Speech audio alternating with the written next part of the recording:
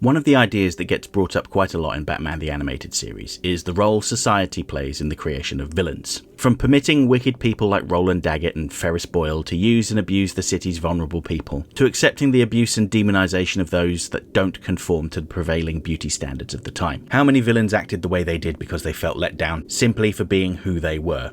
Off the top of my head, I can think of a few. Killer Croc, Baby Doll, Clayface, Two-Face, almost anybody with a face it seems. In my last video I looked at what I view to be the best Harley Quinn episode of BTAS, Harley's Holiday, and there's a specific line from that episode that leapt out at me. After a misunderstanding in a department store, a recovering Harleen Quinzel regresses to her manic state as Harley Quinn. She had tried to follow society's rules, but it rejected her anyway. Society itself was to blame for her madness.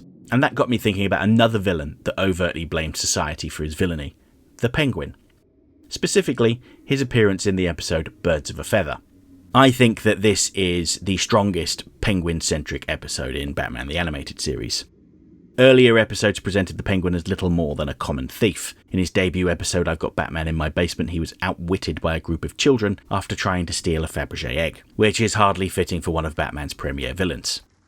Likewise, in Blind as a Bat, he stole a prototype attack helicopter from Wayne Enterprises because it was named after a bird. Before this episode I would have said that his best episodes were the ones where he was a side character, episodes like Almost Got Him, where he attends a poker game with other rogues to share stories about how they almost killed Batman. Or even The Strange Secret of Bruce Wayne, where the Penguin joins the Joker and Two-Face to bid for Batman's secret identity in an auction. Itself a pretty duff episode, but still light years ahead of I've Got Batman in My Basement. The problem was that the Penguin never really had clear motivations, other than wanting to steal things that were connected to birds, and he surrounded himself with hapless henchmen, and it really undermined him as a villain, especially compared to the more emotionally complex characters like Two-Face and Mr. Freeze. I've previously talked about how the BTAS creative team were forced to make their version of the Penguin synergize with Danny DeVito's Penguin from Batman Returns, a mandate that they seemed to be less than thrilled about, and as a result the Penguin was mostly underused.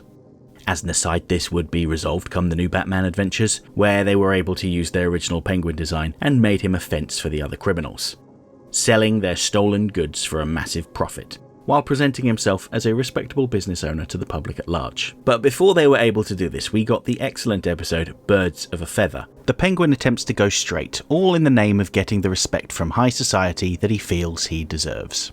There were a number of villain reform episodes, mostly during the later The Adventures of Batman and Robin phase of the series, but this was the first one to be produced. The episode opens with the Penguin and his ineffective henchman robbing a museum. Penguin apologizes to the staff member, stating that he should take comfort from the fact that he was robbed by a higher class of criminal. Penguin is eloquent and thinks of himself as a smart dresser with his suit and top hat, but in reality he looks like a caricature. In a way, his smart clothes emphasize his visible deformities, the elongated nose, the flipper hands, and his bulbous physique. Rather predictably, Batman was able to apprehend the Penguin and his gang. An indeterminable amount of time later, and we see the Penguin is being released from prison, and he claims that he has learned his lesson and will never be incarcerated again. He's very sure of himself and believes that, despite his long sentence, people will be waiting for him with open arms once he gets out. This, of course, turns out to be absolute hogwash. Penguin's exit from prison is supposed to be comical. The sheer look of disbelief on his face when he sees that there's no one there to pick him up. But at the same time, it's hard not to feel some sympathy for him, especially when looking at the charming cast of characters on the bus he has to take into town. It's even worse when the Penguin finally gets home. High society may have let him down, but surely his fellow rogues will have anticipated his return. Alas, there's no surprise party. No friendly faces waiting to greet him home. Just an apartment filled with dusty furniture. And Batman. Batman makes it clear that he will be watching the Penguin and tells him to keep his beak clean. He may have paid his debt to society by completing his sentence, but Batman notes that it's only a matter of time before he turns to crime again.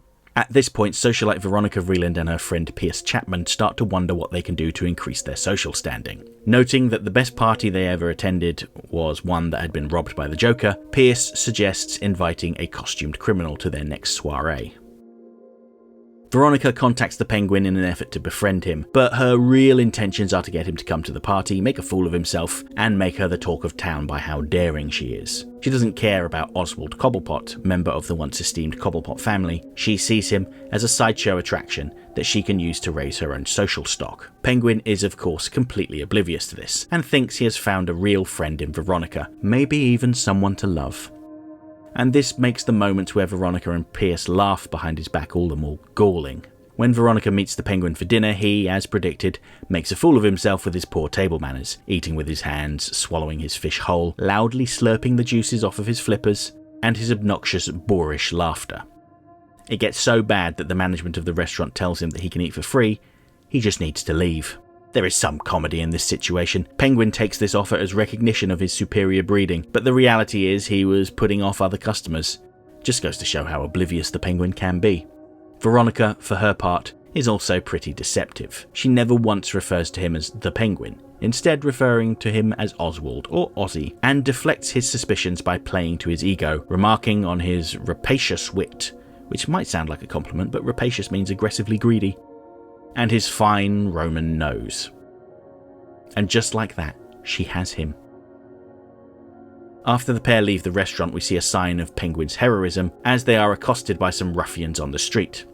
I find it curious how these toughs don't recognise the Penguin. Maybe they just don't read the news. And this is a rare example of an end-of-act cliffhanger showing the villain of the episode in peril. Fortunately, Penguin was able to defend himself and Veronica quite easily. At least until Batman turned up and misread the situation, thinking that the ruffians were Penguin's henchmen and they were trying to rob Veronica. This absurd yet successful act of bravery actually seems to win Veronica over, and she starts to like the Penguin, despite his embarrassing public faux pas like singing along with the opera. During the party itself, Penguin delights in bouncing from guest to guest, making embarrassing statement after embarrassing statement. From mocking the business owner whose locks he had picked with ease, to ridiculing the striped dress of a woman, saying it reminded him of a prison uniform, he's loud, brash, abrasive, and clearly having the time of his life. It's sad that the Penguin shows a staggering lack of self-awareness though. As someone as unique looking as he is, you'd think that it might cross his mind that the other elites would say the same sorts of things about him. But no, this kind of banter is acceptable in high society in the Penguin's mind, although demonstrably not based on the reactions of the people he's mocking. And it's these kind of hurtful remarks that would have doubtlessly soured young Oswald, potentially leading him to become the criminal that he is now. This is demonstrated when Penguin overhears Pierce mocking his physique and claiming that Veronica shared that opinion. This makes Penguin enraged, largely because Pierce's cruel remarks are true. He is strange looking and has an odd sense of fashion. I think that the Penguin has this reaction not so much because they hurt his feelings, although that is definitely part of it, but because he feels angry at himself for getting duped by Veronica. Penguin thinks very highly of himself, as he noted at the start of the episode. He is a better class of criminal, and to see those two vapid socialites pull the wool over his eyes enrages him. I think that Penguin must have had some inkling that there were chances that the party may not go his way. After all, he brought his knockout gas umbrella with him, which also had a built-in propeller, allowing him to make an easy escape with an unconscious Veronica.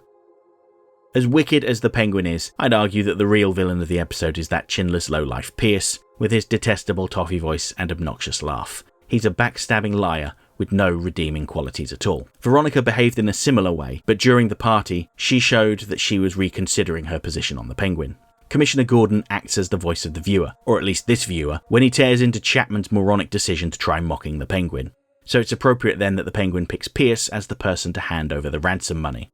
The location of the final confrontation is quite fitting. It's a theatre. After all, they had each been playing parts during their brief acquaintance. Veronica acted as the Penguin's friend, and the Penguin acted how he thought people in high society should act. He claims that all he wanted was some friendship from his peers, but he has only received their scorn. Now he's going to make them pay, financially and with their lives. Of course, Batman arrives on the scene and manages to defeat the Penguin and rescues Veronica and Pierce. Note that the Penguin furiously beats the floor when he's defeated, much as he had done at the start of the episode. He had promised himself that he wouldn't find himself in that situation again, claiming to have learned his lesson. But the reality is the Penguin was deluding himself. Even when he felt he had gone straight, he was still an abrasive, verbally abusive, and cruel person, and he was only able to stay out of jail for 3 days. The fact that Veronica and Pierce acted the way they did out of a desire to maintain their social status, as being excellent party hosts that will then get invited to other parties, highlights how vapid and inconsequential BTAS often views the members of high society as being. Just look at other episodes like Prophecy of Doom, or the corporate elites like Roland Daggett, Daniel Mockridge and Ferris Boyle for more examples of this. For as loathsome and cringeworthy as the Penguin's behaviour is in this episode, it's hard not to feel a little bit sorry for him. He desperately wants to find a place where he fits in, be that as a crime boss or as a member of high society. And this episode shows both communities rejecting him. His fellow rogues didn't even care that he'd been released from prison, and the elites that he was born into only engaged with him to make him a figure of fun. It's a social situation that many people have experienced at one point or another in their lives, hopefully with fewer explosions, and makes this truly detestable villain feel more like a human being. The Penguin didn't get a lot of love in Batman the Animated Series, from the characters or the creators, but this episode went some way towards making him feel like less of a two-dimensional character that only committed bird-themed robberies. And that's why I think it's the best Penguin episode.